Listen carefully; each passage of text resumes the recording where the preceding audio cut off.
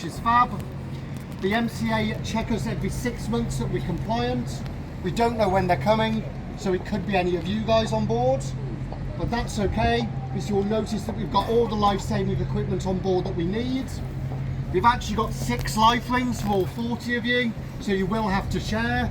We've also got some fire extinguishers and first aid boxes.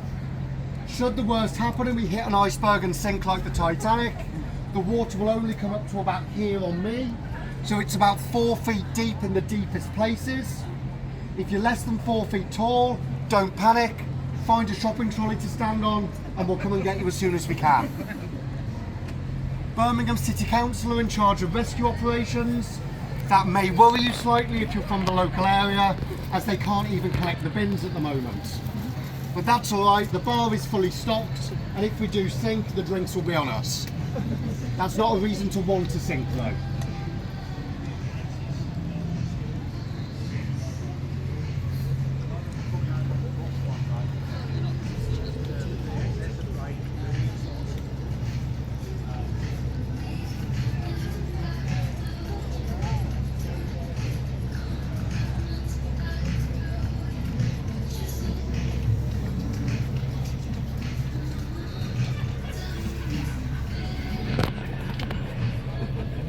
Watch the film, you may recognise the building on the right hand side. It's called the Tap and Spile and it's a pub, and during 2024 when the movie was being filmed, it was outside here that Cillian Murphy was seen on a horseback, big gashes across of his face and lots of flames everywhere. So we think it's going to be quite an important part of the film, and we're going to get really famous and really busy. One interesting fact about Cillian Murphy: when he was actually driving one of the boats in the earlier seasons, it wasn't him driving, it was one of our skippers kneeled down before him and actually controlling the tiller for him, because he really couldn't get the hang of steering. Anyone watch Strictly Come Dancing last year? Oh, amazing. Do you remember the Halloween episode? So Karen and Carlos went on one of our ghost tours, and that was filmed on this boat, and they were sat just at the front. Does anyone know why the canal system actually exists? Yep, so it's transportation of goods. So 250 years ago, when they were built for the Industrial Revolution, the boats actually transported coal and limestone around the country using the canal network that we're on now. Now the canal we're on now is called Birmingham Canal Navigations. The canal just over to our right is called the Worcester-Birmingham Canal. Now those canals were actually operated and owned by 2 separate companies. They were rivals and they didn't really like each other. The remains of the lock we can see just under the bridge, the narrow cutting, never used to be there. So it was impossible to take your boat directly from this canal down to Worcester. So if you wanted to do that, you would have to take your boat, which could be full of 60 tons of cargo, moor it to the side of the Worcester bar, named so as it barred your entry, unload the cargo by hand, move it 6 feet and load it onto the boat next door.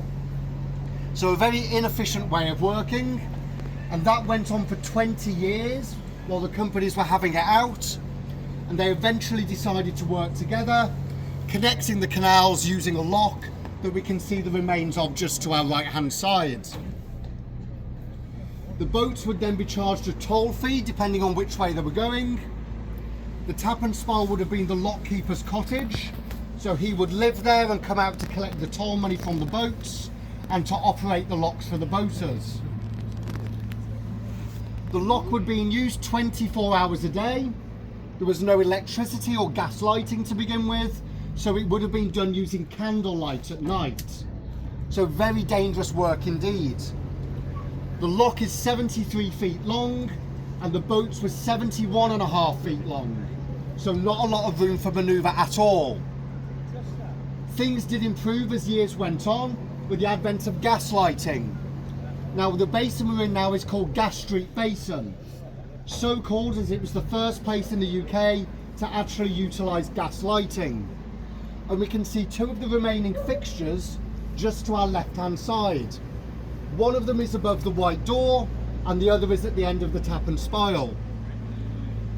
Those gas lamps would illuminate the basin, making it easier for the lock keeper to operate the lock. And those lanterns are still in use today, although they do use LEDs now rather than gas.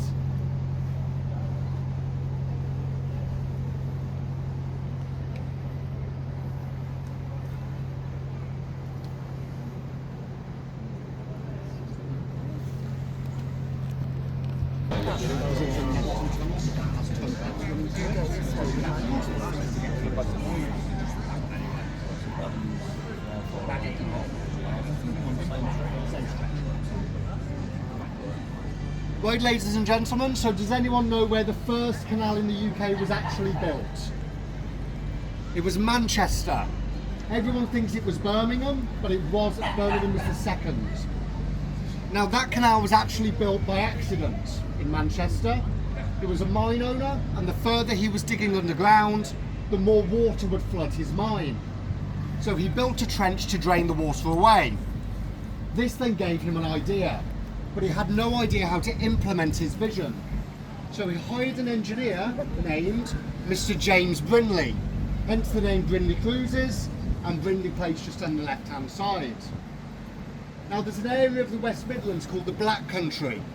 It's about 8.5 miles away from here, and it was the birthplace of the Industrial Revolution.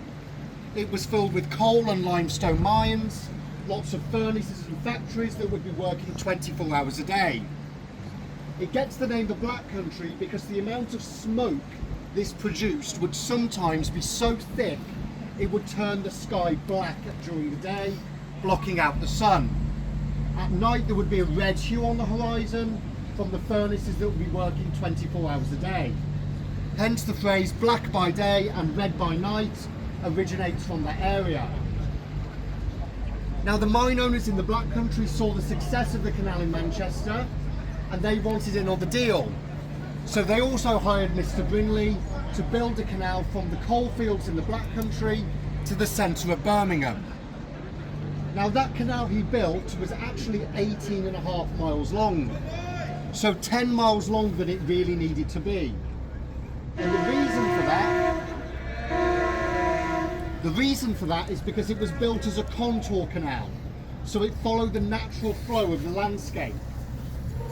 Could also be shallower, it was easier to build, and it didn't need to use tunnels or locks. Now that canal was built by hand 250 years ago using shovels and spades and pickaxes. Any idea how long it took him to build the canal? 2 years. So not very long at all, and I think HS2 could take a leaf out of his book if I'm honest. But maybe not when you think about how he built the canal, because the labour he used was actually children. How old are you guys up here? 9, so if you were 9, you would already be working down the canals for 4 years. Children from the age of 5 years old would be employed to build the canal and to work down the limestone and the coal mines in the Black Country. This was back-breaking work, very dangerous, the risk of roof falls and toxic gases being inhaled, and just imagine those guys playing with dynamite. This resulted in a very low life expectancy in the area. How long could you expect to live, do you think? 22 years old.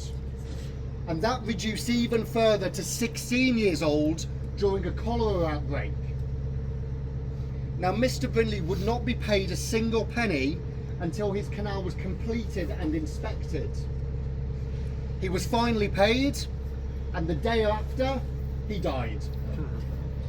But don't feel too bad for him, as he did live till age 56, which was more than double the life expectancy at the time. He was from aristocracy, he had a lot of money, and he didn't really do much of the work himself. We like to think that Mr. Brindley was maybe celebrating being paid, gone to the pub with some of his friends, maybe to the tap and spile, had a few too many to drink, and fell in the canal on the way home. Now that would have been poetic justice, but he actually died of a recurrent pneumonia infection in the end. We can see around us now there's lots of modern buildings. We've got apartments on the right hand side. We've got Ballantyne's gym on the left hand side with people doing a workout. Now it never used to be like this.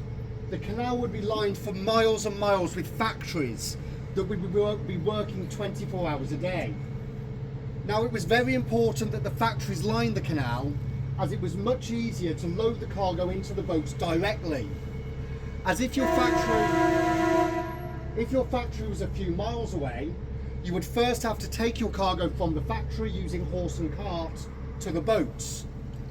Now, one man and one horse can carry 1 ton. So that's 60 men and 60 horses just to fill one boat that can be pulled by 1 horse and 1 man.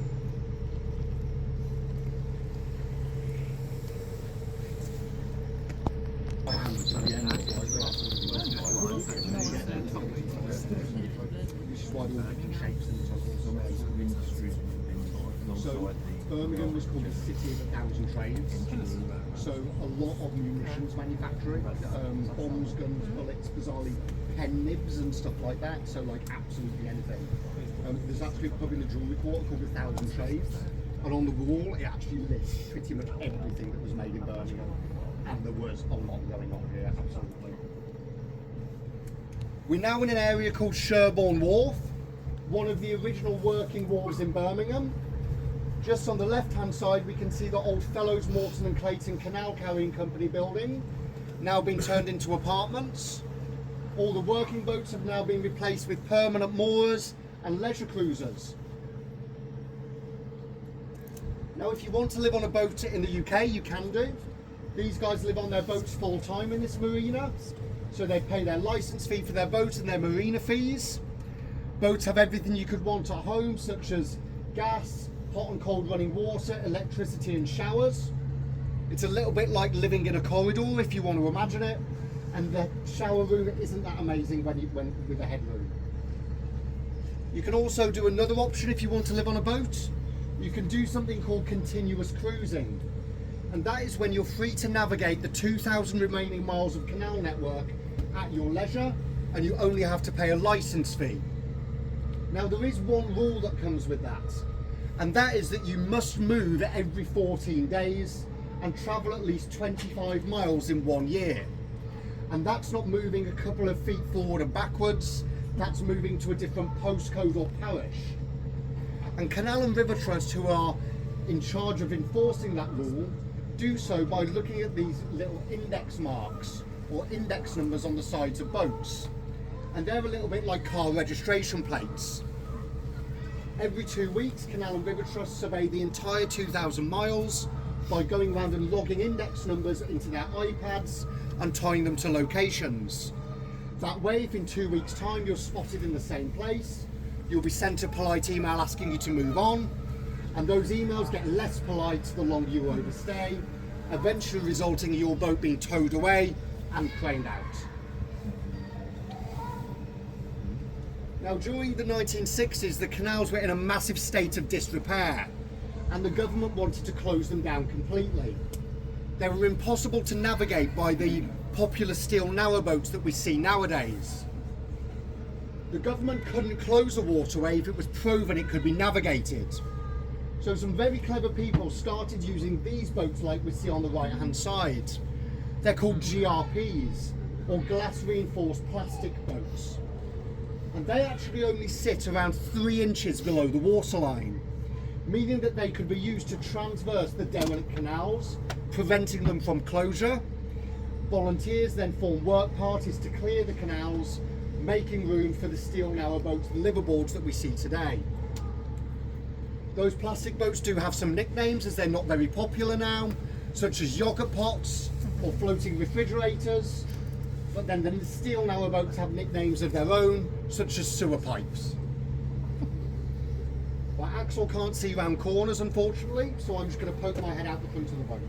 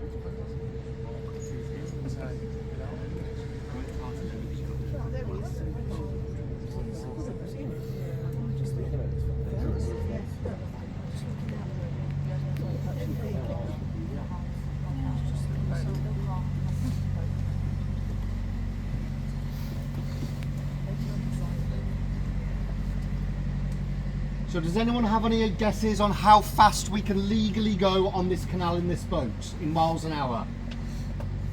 5, close. 4, go on, 4 miles an hour. Any faster would cause a tsunami. Now the reason it was decided at 4 miles an hour is because it's the least amount of damage that will be done to the infrastructure.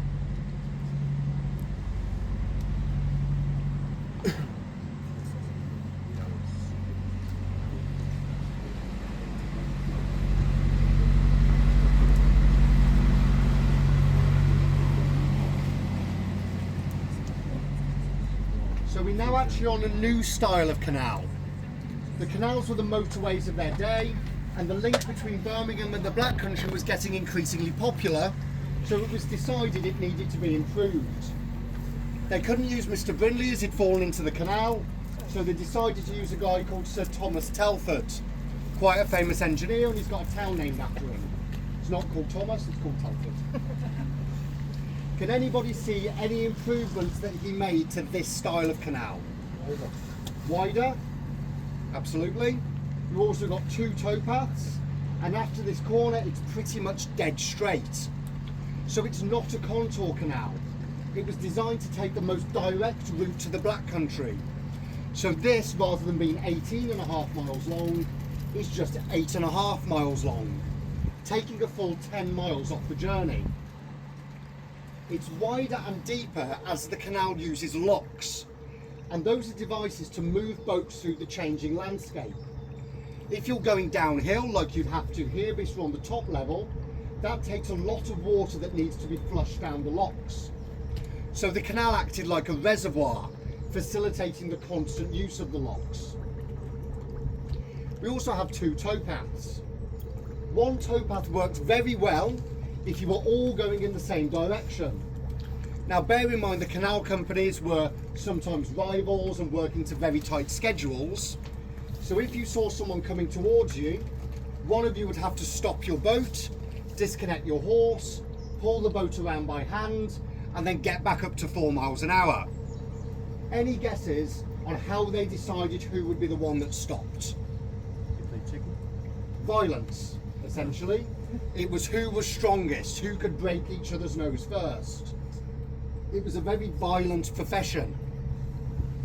So much so that canal companies actually hired local dodgy people from the area to be on their boats, so you would know if you passed a boat that had a certain someone on there, you would just let them go first.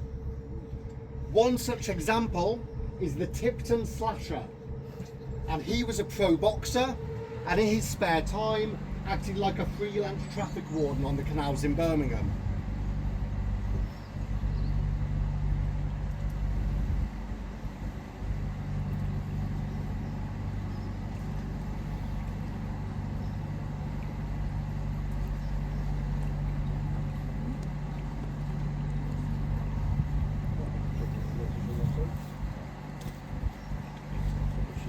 Yes.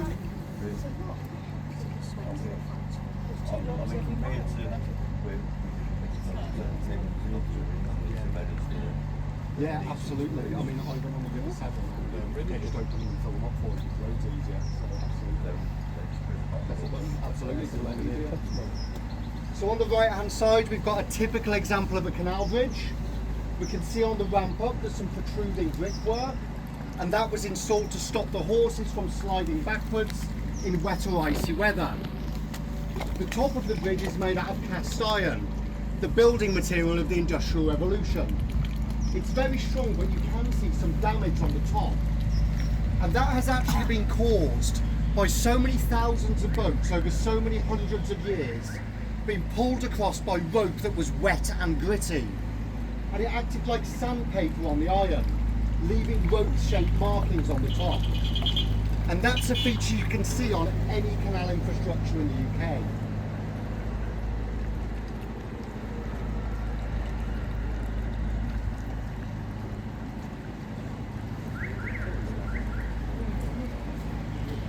Has everybody noticed all the graffiti we've got in Birmingham? There is a lot of it, but at one point there was actually no graffiti at all in Birmingham for about one day. And that was a few years ago when our now King came to visit Birmingham. And Birmingham City Council, when they weren't bankrupt, decided to remove all the graffiti along the King's route. And it remained that way until the night before he arrived. And on that night, someone decided to paint a big message for the King on one of the bridges about his naughty brother Andrew. I can't repeat what it says as we have young people on board, but the King did see the message. He wasn't very happy with it apparently, but everyone in Birmingham found it very funny, and in my opinion, that's all that matters. When this new canal was built, we can now see it's pretty dead straight. And when it was constructed, it actually cut through the old network, resulting in semicircular loops remaining on each side. One of the loop's entrances we can see coming up on the left, and we'll be coming out of there later. It's a good opportunity to look at the contrasts in the style of construction, with this one being dead straight, and Mr. Brindley's original contour canal taking a narrow, sweeping motion through the landscape. You can also see our old trip boat just moored there as well.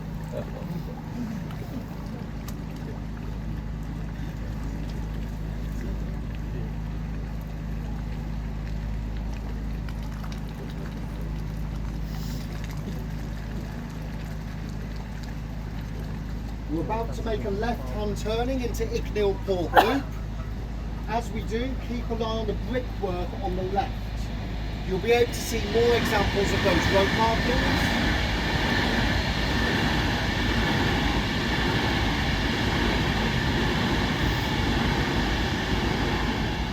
And also keep a lookout on the waterline for some rectangular indents in the towpath. And I'll explain what those are used for when we turn the corner.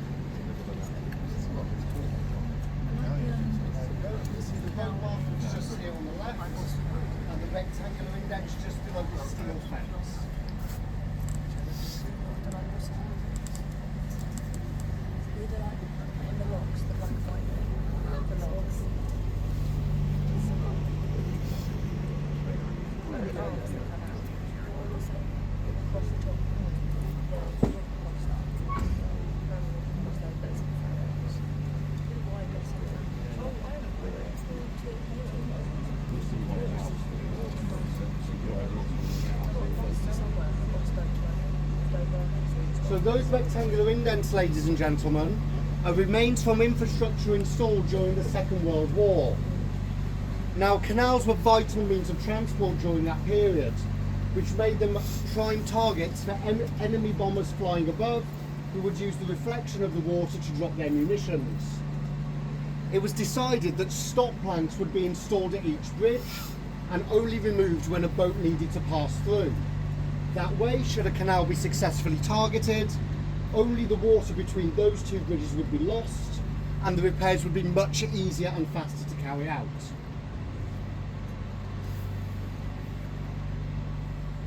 Now, before I talk about the houses on the left-hand side, I just need to make sure that nobody here lives there.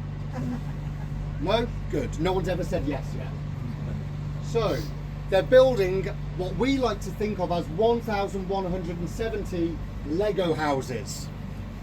Now, they're being built on a true island, as when the new main line was built, it left those semicircular loops cutting off this land. So now there are only two bridges on and off. So just imagine all those people trying to get to work at 9 AM. Now, it's built in an area of Birmingham called Ladywood. There is another area of Birmingham called Edgbaston. And Edgbaston is a little bit more on the upmarket side. However, the property developers would have you believe that this small area of Ladywood is actually in Edgbaston. And they're saying that because they're trying to sell their houses for up to £500,000 a time. Does anyone know the phrase night soil? Yeah? Anyone want to tell us what it is? That's all right. So night soil is human waste or sewage. Now, before the sewers were connected in Birmingham, people had to dispose of their waste somewhere. Any idea where it was disposed of in Birmingham? Yeah. Not the canal? That land there. That has been left out of the sales brochure, but apparently the roses grow very well in the back garden. Yes. I saw them digging it the other day. It didn't look amazing. Now, we can see here on the left how it really would have looked during the Industrial Revolution, with factories lining the canal and loading bays on the side.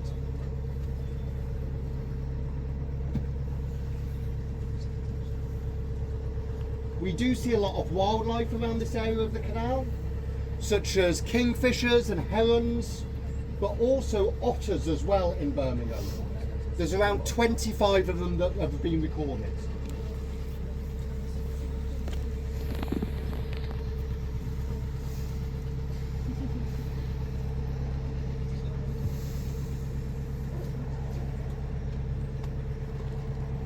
Now, water is a very valuable commodity to the canal systems, even up until this day.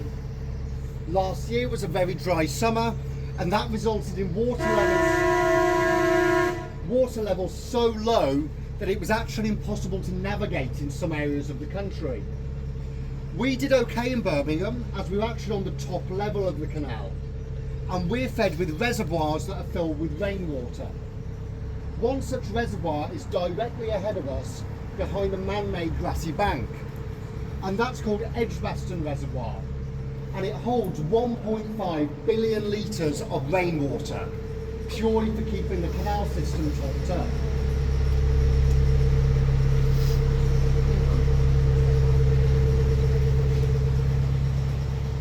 So you can see on the right hand side, we can actually see a heron on the right hand side, ladies and gentlemen, just above the ramps there in the centre.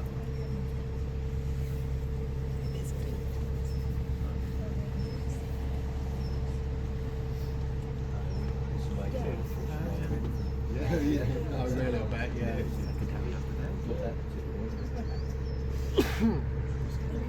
Now, the water levels nowadays are controlled electronically, opening and closing the sluice gates.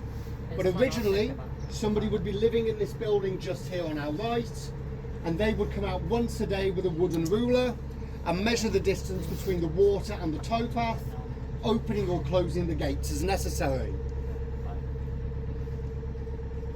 On the right, we can also see some blue boats, and these are modern Canal and River Trust working boats that do things like dredging or collecting litter, or moving lock gates that need repairing.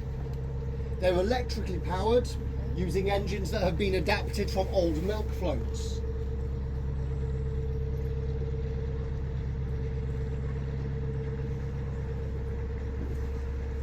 We can see a boat coming up directly ahead on the right with Manchester written on the side, and that's a very rare boat indeed.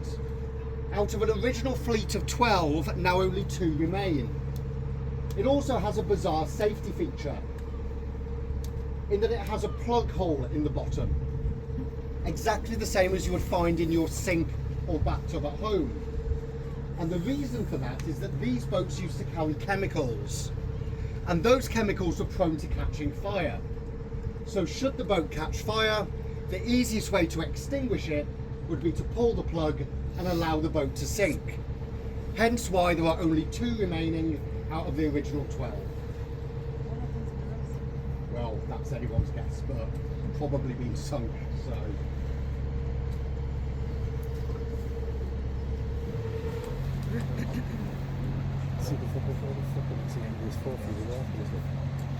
Not really, like the one that we actually get that question important because there's a lot of weirs connecting the levels, it just drains down.